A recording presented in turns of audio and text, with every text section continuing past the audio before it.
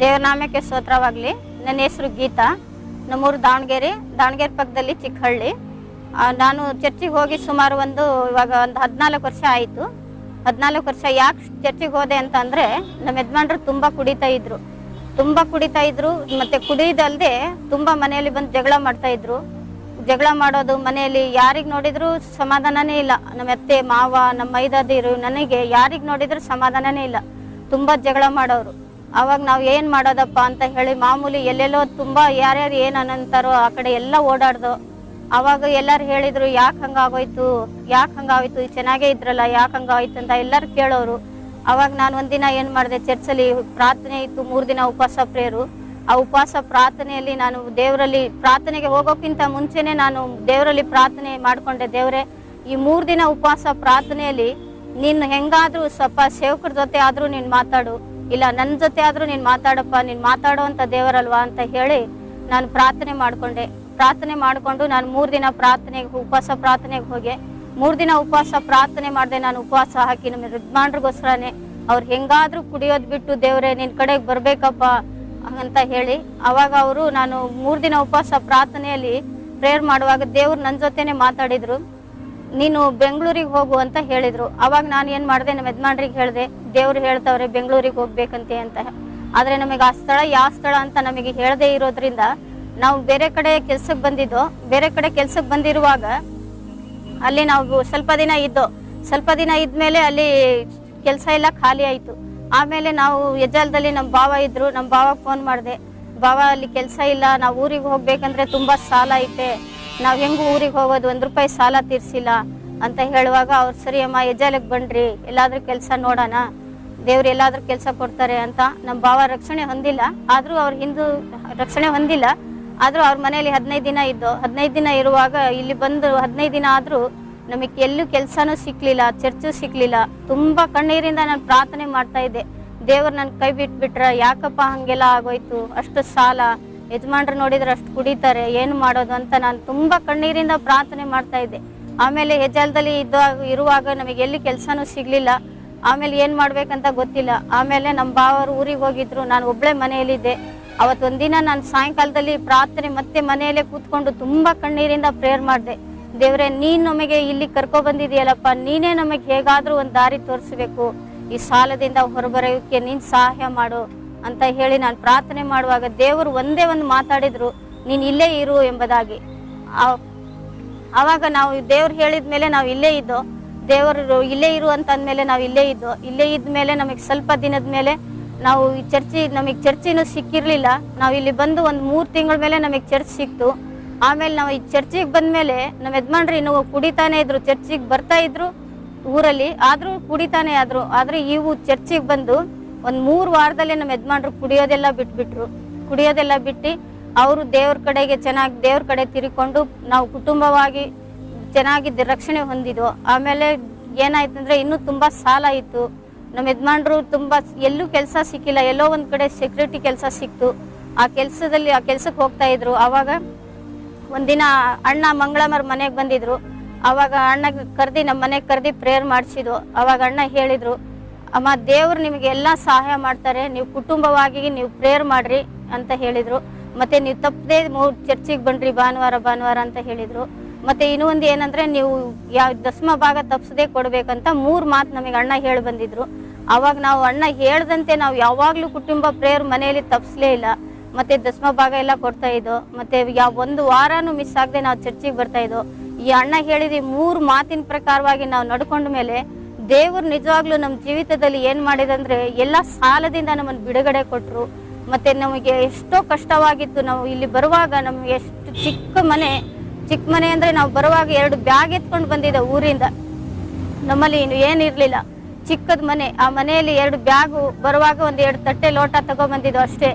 ಆದ್ರೆ ದೇವರು ನಮ್ಮನ್ನು ಅಣ್ಣನ ಮುಖಾಂತರವಾಗಿ ಮಾತಾಡಿ ನಮ್ಮನ್ನು ಎಷ್ಟು ಆಶೀರ್ವಾದ ಮಾಡಿದ್ರಂದ್ರೆ, ನಿಜವಾಗ್ಲೂ ನಾವು ಒಂದು ಚಿಕ್ಕ ಮನೆಯಲ್ಲಿ ಇದ್ದು ಒಂದು ದೊಡ್ಡ ಮನೆ ದೇವ್ರು ನಮಗೆ ಕೊಟ್ರು.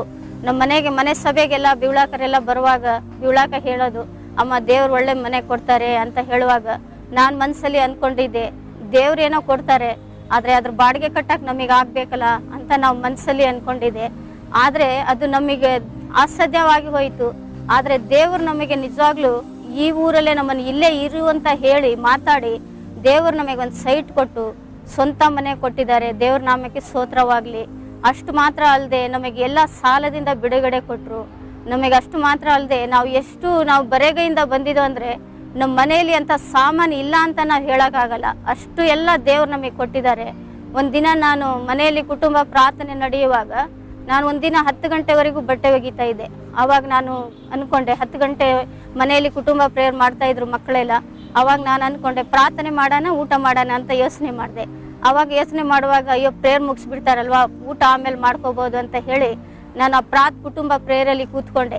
ಆವಾಗ ಕೂತ್ಕೊಂಡ ತಕ್ಷಣನೇ ನನಗೊಂದು ಯೋಚನೆ ಬಂತು, ದೇವ್ರೆ ಈಗ ಅವರಿಗೂ ಬಟ್ಟೆ ಒಗ್ದು ಸಾಕಾಯ್ತು, ಆದರೆ ಹೊಟ್ಟೆ ಹಸಿತೈತೆ, ಆದರೆ ನಾನು ಪ್ರಾರ್ಥನೆಯಲ್ಲಿ ಕೂತ್ಕೊಳ್ತಾ ಇದ್ದೀನಿ. ನಾನು ಕೂತ್ಕೊಂಡ ತಕ್ಷಣನೇ ದೇವರಲ್ಲಿ ಒಂದು ಪ್ರಾರ್ಥನೆ ಮಾಡಿದೆ.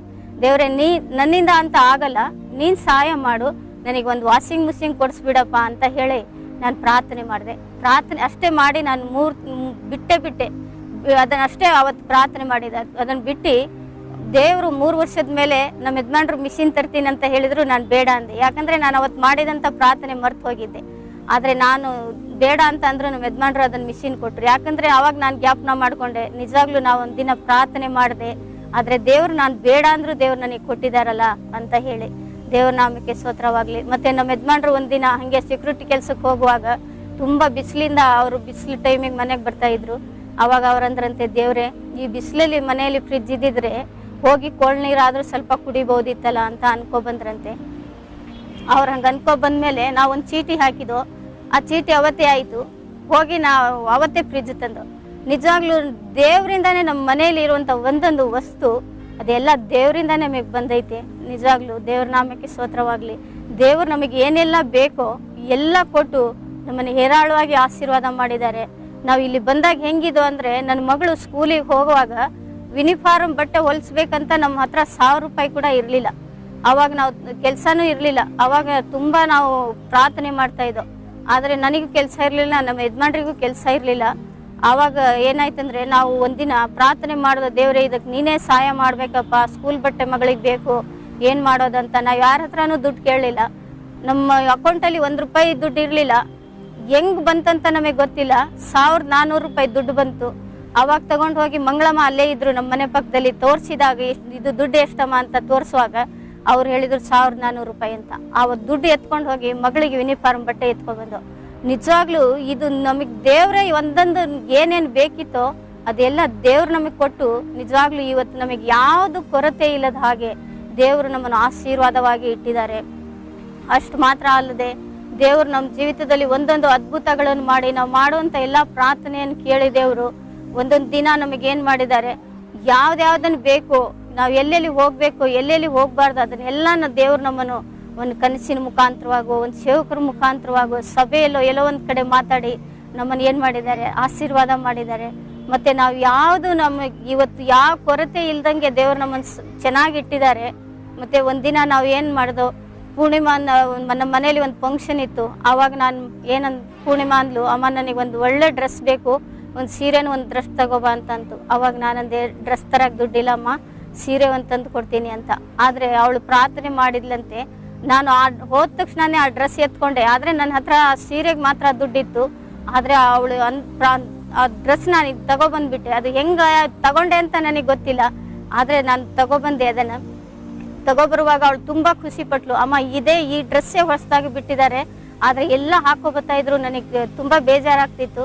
ಆದರೆ ನಾನು ಎಷ್ಟು ದಿನದಿಂದ ಪ್ರಾರ್ಥನೆ ಮಾಡ್ತಾ ಇದ್ದೆ. ಇವತ್ತು ನೀನು ಹೋಗುವಾಗ ನಾನು ಪ್ರೇಯರ್ ಮಾಡಿದೆ, ದೇವರೇ ನನಗೆ ನಮ್ಮಮ್ಮ ಆ ಡ್ರೆಸ್ ತರಬೇಕಂತ ಪ್ರೇಯರ್ ಮಾಡಿದೆ. ನಿಜವಾಗ್ಲೂ ನನಗೆ ಎಷ್ಟು ಖುಷಿ ಆಗ್ತೈತೆ ಅಂದರೆ ಅಷ್ಟು ಖುಷಿ ಆಗ್ತೈತೆ, ದೇವರು ನನಗೆ ಕೊಟ್ಟವರಲ್ಲ ಅಂತ ಹೇಳಿ. ನಿಜವಾಗ್ಲೂ ನಾವು ಒಂದೊಂದು ಏನೇನು ತೆಗೆದುಕೊಂಡಿದೀವೋ, ಬಟ್ಟೆ ಆಗಲಿ, ನಿಜವಾಗ್ಲೂ ನಾವು ಬರುವಾಗ ನಮ್ಮ ಹತ್ರ ಬಟ್ಟೆನೂ ಜಾಸ್ತಿ ಇರಲಿಲ್ಲ, ಹಂಗಿದ್ದು. ಆದರೆ ದೇವ್ರ ನಾಮಕ್ಕೆ ಸ್ತೋತ್ರವಾಗಲಿ. ದೇವರು ಅಷ್ಟೆಲ್ಲ ಕೊಟ್ಟು ನಮ್ಮನ್ನು ಆಶೀರ್ವಾದಿಸಿದ್ದಾರೆ. ಸಾಕ್ಷಿ ಕೊಟ್ಟಂಥ ದೇವರಿಗೂ ನಮ್ಮ ಸಭೆ ಪಾಲಕರಿಗೆ ವಂದನೆ ಸಲ್ಲಿಸ್ತೀನಿ.